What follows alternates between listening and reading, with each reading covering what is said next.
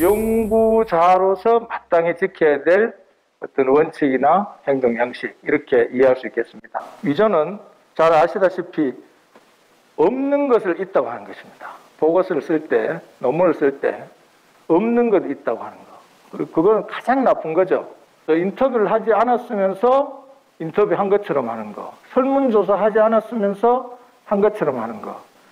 변조는 없는 건 아니고 있는 자료를 내 연구 목적에 맞도록 변형하거나 삭제하거나 추가하거나 마사지하는 거, 이런 겁니다. 여기에 해당된 표절이다. 우리가 흔히 알고 있는 것은 1번만 표절이라고 알고 있죠. 1번. 이미 발표된 타인의 저작물이나 독창적인 아이디어를 활용하면서 출처 표기를 하지 않은 경우 표절이다. 그렇죠? 남의 것을 가져다 썼는데 그걸 남의 것이라고 표시를 안 했어. 그러면 표절이다 이거죠. 그것만 표절이라고 생각하는데 지금부터 보니 2번부터 6번까지도 다 표절이다 이거예요. 그래서 구체적 이런 기준을 모르면 1번이 아니기 때문에 2, 3, 4, 5, 6번 해도 괜찮은 걸로 생각하는 연구자가 있을 수가 있다 이거죠. 그래서 구체적인 상황, 디테일한 부분에 대해서도 이걸 연구윤리 준수하려고 알아야 된다.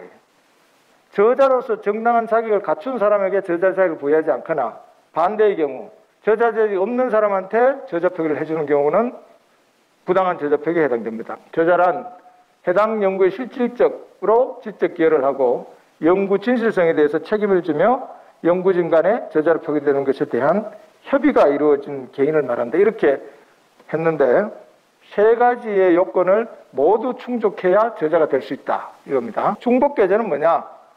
내 것을 내가 가져올 때도 출처 표기를 하지 않으면 연구윤리 위반입니다. 그래서 그걸 중복계제라고 이렇게 표시를 했는데 과거에 했는 거를 다 짜집게 해서 이번에 한 것처럼 하면 안 되는 거죠. 연구윤리 위반이죠.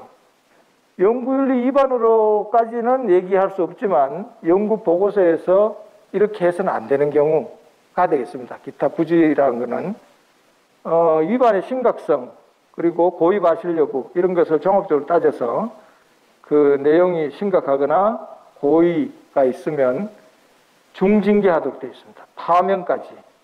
특히 외부자들에 대해서는 이런 부분을 연구 시작할 때 잘 알려주셔야 된다. 위반 정도의 심각성에 따라서 일정 기간 연구 참여 배제. 그리고 앞으로 국책연구회 근처에도 발을 들이지 마라. 이겁니다. 연구윤리 위반하는 사람은. 연구 계약 해제하고 희지급된 연구비 환수하고 연구윤리 위반 사실을 소속기관에 통보하도록 이렇게 우리가 규정을 만들었습니다. 우리가 연구윤리 평가를 쭉 해보니까 어디에서 우리 국책연구원의 보고서에 문제가 있느냐 하는 겁니다. 위반 유형이 위조 변조는 하나도 없고요. 표절 의심 사례는 37건, 3년 동안에. 그 다음에 이제 부당한 저자 표기도 없었고 중복계제, 이게 내 것을 가져왔을 때 제대로 표시 안 한 거 18건. 그래서 이 두 가지 유형밖에 없다. 지금 우리 국책연구원에서는. 그래서 주의해야 될 부분도 이 부분이다. 연구 단계별로 그러면 연구윤리 점검을 어떻게 해야 되느냐. 연구 보고서를 이제 연구를 시작할 단계에서, 착수하는 단계에서 모든 연구자들에 대해서 연구윤리 서약서를 받는다는 겁니다. 맞춤형 연구윤리 교육을 합니다. 시작할 때 교육을. 그래서 반드시 교육을 해야 돼요. 연구윤리 자율 점검을 이제 공지를 한다. 이런 프로세스에 대해서 공지한다는 거죠. 그렇게 해서 이제 연구를 시작하고 연구가 이제 중간쯤 되면 그때 보고할 때 부실학회 참여 예방을 알리고 외부 지필진에 대한 점검도 하고 아까도 얘기했죠. 외부 지필진 중요하고 카피 킬러를 가서 이제 한번 점검하는 거예요. 그렇게 하고 맞춤형 연구윤리 교육 2차 또 하고 그때 또 교육도 한다는 거죠. 최종 단계에서는 이때 이제 중요하죠. 최종 카피 킬러 점검을 하고 연구윤리 인적 점검 그 다음에 맞춤형 연구윤리 교육을 또 하고 연구 질관리 TF에서 점검한다.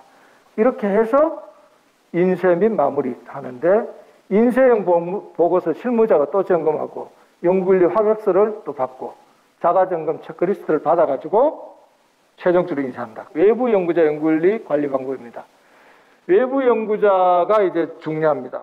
표절 검사 프로그램 사용법도 가르쳐주고 부당한 저자 표시 예방을 위한 권고사항 연구자에서 나온 자료도 제시하고 연구기관 연구윤리 규정 및 출판 규정 이런 것을 사전에 교육한다는 거예요. 그리고 중요한 게 연구윤리 서약서를 받는다는 거예요. 계약을 할 때 이런 내용을 포함시켜 가지고 서약서에 넣고 위반하면 해소되거나 앞으로 연구에 못 오거나 너희 기관 통보한다 이런 걸 사전에 다 알려줘야 된다는 겁니다.